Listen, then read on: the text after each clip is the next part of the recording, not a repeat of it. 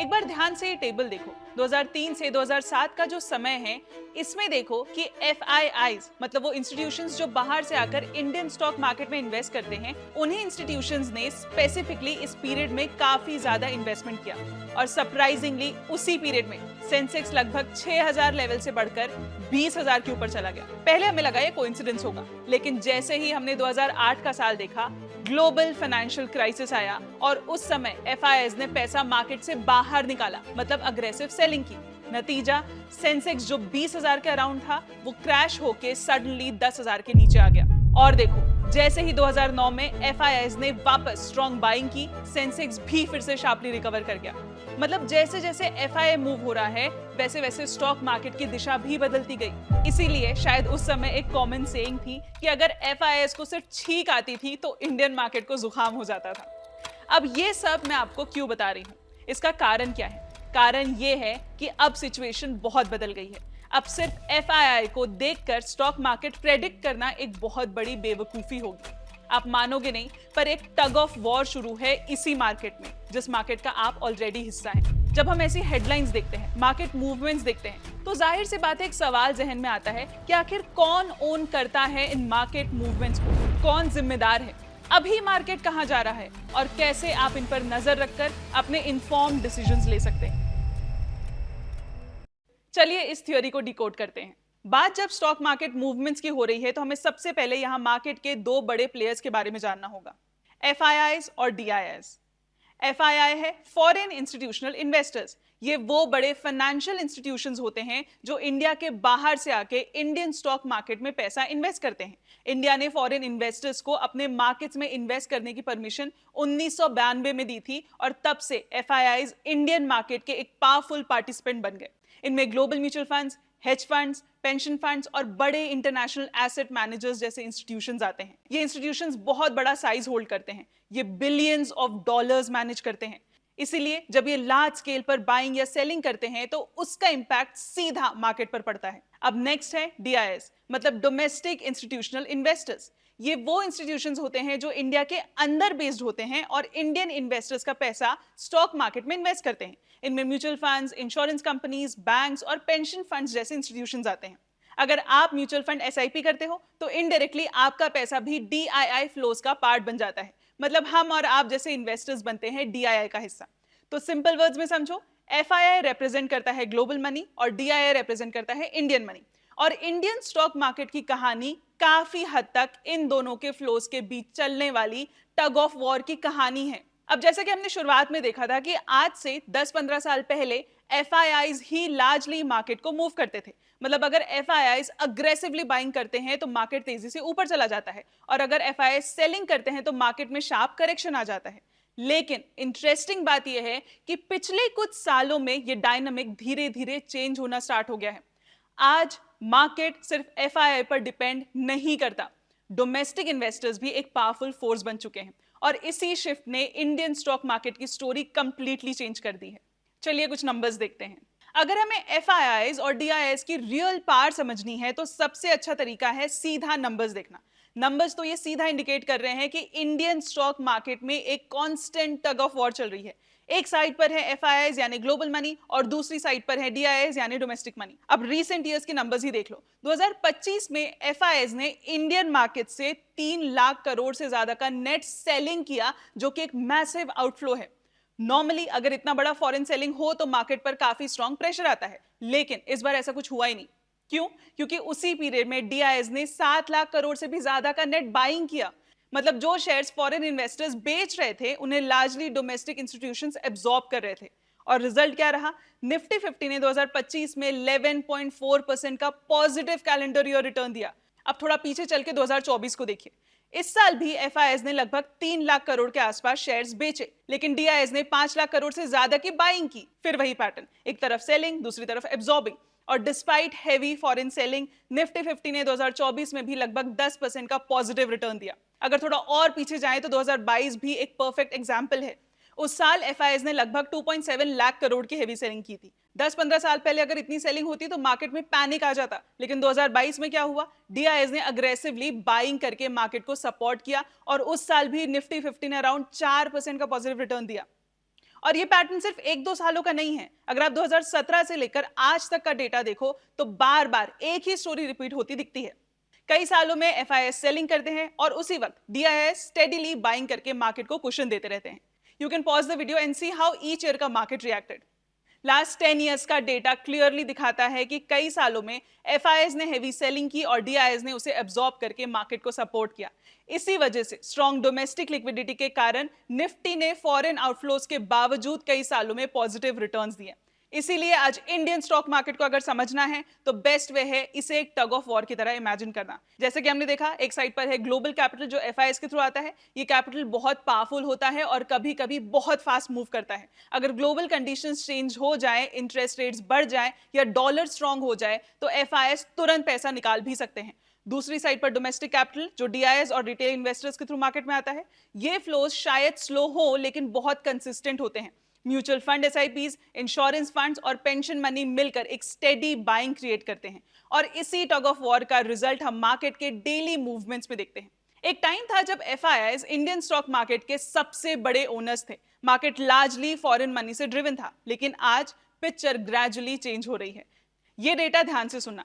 Recently FIIs की ownership Indian equities में लगभग 13 साल के लोएस्ट लेवल पर आ चुकी है और दूसरी तरफ डीआईआईज की ओनरशिप स्टेडली बढ़ रही है। रीसेंट डेटा के अकॉर्डिंग एनएसई लिस्टेड कंपनीज में डीआईआईज की होल्डिंग लगभग 18.2% तक पहुंच चुकी है, जो एक ऑल टाइम हाई है। वहीं एफआईआईज की ओनरशिप गिरकर 16.7% के आसपास ही आ गई है, जो लगभग 13 साल का लोएस्ट लेवल माना जा रहा है। मतलब सिंपल वर्ड्स में समझे तो पहली बार इंडियन स्टॉक मार्केट में डोमेस्टिक मनी का इन्फ्लुएंस फॉरेन मनी से ज्यादा स्ट्रॉन्ग दिखने लगा है। ये ग्रेजुअल चेंज है जो म्यूचुअल फंड्स, एसआईपी इन्वेस्टर्स और रिटेल पार्टिसिपेशन के एक्सप्लोजन की वजह से आया है, जिसे हम और अच्छे से आगे समझेंगे। इसीलिए आज अगर एफआईआईज हैवी सेलिंग भी करते हैं तो मार्केट पहले की तरह कंप्लीटली कोलैप्स नहीं होता, क्योंकि डीआईआईज और डोमेस्टिक इन्वेस्टर्स उस सेलिंग को एब्जॉर्ब कर लेते हैं। और शायद इसी वजह से आज इंडियन स्टॉक मार्केट का स्ट्रक्चर पहले से काफी ज्यादा बैलेंस्ड, रेजिलिएंट और डोमेस्टिकली ड्रिवन दिखाई देता है। अब यहाँ आपके दिमाग में सवाल आ सकता है कि स्वाति, रिटेल इन्वेस्टर्स मतलब हम आप इन्वेस्टर्स इस टग ऑफ वॉर का हिस्सा कैसे बन रहे हैं? हम बहुत बड़ा रोल प्ले कर रहे हैं।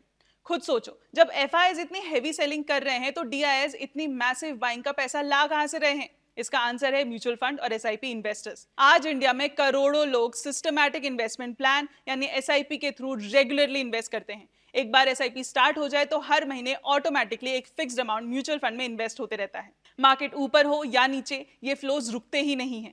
इसी वजह से म्यूचुअल फंड को हर महीने एक स्टेडी इनफ्लो मिलता रहता है, जो अल्टीमेटली स्टॉक मार्केट में इन्वेस्ट होता है। और अगर रीसेंट डेटा देखें तो ये ट्रेंड काफी पावरफुल लगता है। फरवरी 2026 में एसआईपी इनफ्लोज लगभग 29,845 करोड़ रहे। मतलब हर महीने रफली 30,000 करोड़ का fresh domestic money mutual fund के थ्रू मार्केट में आ रहा है। अगर ट्रेंड देखें तो ये ग्रोथ और भी इंटरेस्टिंग है। 2021 में मंथली एसआईपी कितनी थी? 8,000 करोड़ के आसपास। फिर धीरे धीरे 10,000, 15,000, 2024 तक 20,000 से 25,000 करोड़ के लेवल्स को क्रॉस कर गई। आज सिचुएशन ये है कि लगभग 30,000 करोड़ हर महीने डिसिप्लिन तरीके से मार्केट में एंटर हो रहे हैं। इसी वजह से डीआईआईज के पास स्ट्रॉन्ग बाइंग पावर होती है। जब एफआईआईज सेलिंग करते हैं तो डोमेस्टिक इंस्टीट्यूशंस अक्सर उस प्रेशर को एब्जॉर्ब कर लेते हैं। इसीलिए आज इंडियन स्टॉक मार्केट का स्ट्रक्चर धीरे धीरे चेंज हो रहा है। पहले मार्केट लार्जली फॉरेन फ्लोज पर डिपेंड करते थे, लेकिन आज म्यूचुअल फंड, एसआईपी इन्वेस्टर और डोमेस्टिक इंस्टीट्यूशंस मिलकर मार्केट का एक स्ट्रॉन्ग डोमेस्टिक बैकबोन बना चुके हैं। एक मिनट, यहां तो मैथ्स फिर से गड़बड़ हो गया। आप बोल रहे हो कि इंडिया की इकोनॉमी ग्रो कर रही है और लॉन्ग टर्म स्टोरी स्ट्रॉन्ग दिख रही है, तो फिर एफआईआई सेल क्यों कर रहे हैं? इसका आंसर सिंपल है। यूजुअली एक नहीं बल्कि कई ग्लोबल फैक्टर्स एफआईआई के डिसीजन को इन्फ्लुएंस करते हैं। सबसे पहला फैक्टर होता है यूएस इंटरेस्ट रेट्स और बॉन्ड यील्ड्स। अभी यूएस 10 ईयर ट्रेजरी यील्ड लगभग 4.15% के आसपास है, जो ग्लोबल इन्वेस्टर्स के लिए काफी अट्रैक्टिव रिटर्न माना जाता है। जब यूएस में यील्ड्स हाई होती हैं तो इन्वेस्टर्स को सेफ रिटर्न्स यूएस बॉन्ड्स में ही मिलने लगते हैं। इसी वजह से कई एफआईआईज इमर्जिंग मार्केट जैसे इंडिया से पैसा निकाल कर यूएस एसेट्स में शिफ्ट कर देते हैं। इसीलिए जब यूएस यील्ड्स बढ़ते हैं तो इंडियन स्टॉक मार्केट पर शॉर्ट टर्म प्रेशर देखने को मिल सकता है। दूसरा फैक्टर होता है वैल्यूएशंस और अर्निंग ग्रोथ।